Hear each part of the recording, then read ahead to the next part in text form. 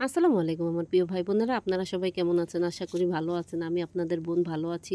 তো ঈদের মধ্যে দেখা গেছে অনেক কিছু রান্না করছি, কিন্তু এই পায়েসটা রান্না করা হয় নাই। ফাইনালি অনেক পদ হয়ে গেছিলো। এতগুলো পদ একসাথে রান্না করলে খাওয়া হবে না বা নষ্ট হবে, সেই জন্য আমি রান্না করি নাই। তো আজকে আমি পায়েস রান্না করব আমার মেয়েদের জন্য। মেয়েদের ছুটি দেখা যাচ্ছে শেষ হয়ে যাচ্ছে, সেই জন্যে আমি পায়েসটা ভাই বোনেরা দেখেন এভাবেই রান্না করি। আপনারা কে কে মনে রান্না করেন সবাই আমার কমেন্টে জানিয়ে যাবেন।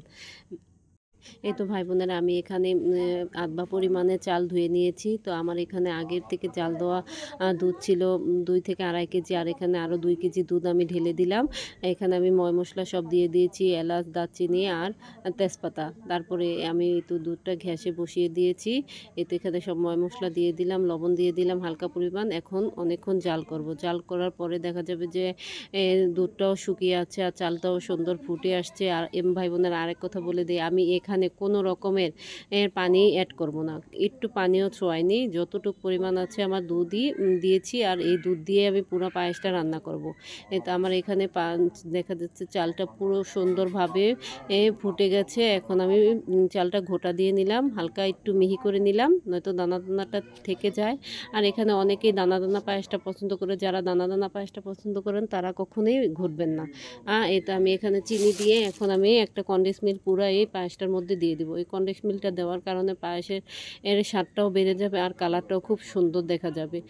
এখানে আমি এখানে ভাই বোনের আরেক কথা, আমি আমার পায়েস রান্না করলে এখানে ঘি দিব। ঘি না দিলে আমার হুড়নুড় খেতে চায় না, কারণ ঘিয়ের যে এক্সট্রা একটা ফ্লেভার আছে সেটা দিলে দেখা যায় পায়েসের স্বাদটা আরও দ্বিগুণ বেড়ে যায়। আর আরেক কথা বলে রাখি ভাই বোন, আমি যেই ঘিটা এখানে দিব সেই ঘিটা আমার নিজের হাতে তৈরি করা, একেবারেই অর্গানিক।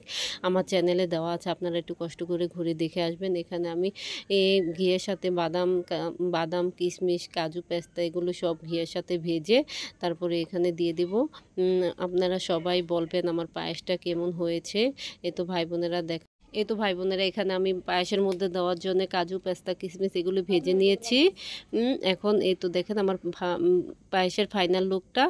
আপনাদের কেমন লেগেছে আমাকে কমেন্টে জানাবেন। আসসালামু আলাইকুম, সবাই ভালো থাকবেন, সুস্থ থাকবেন।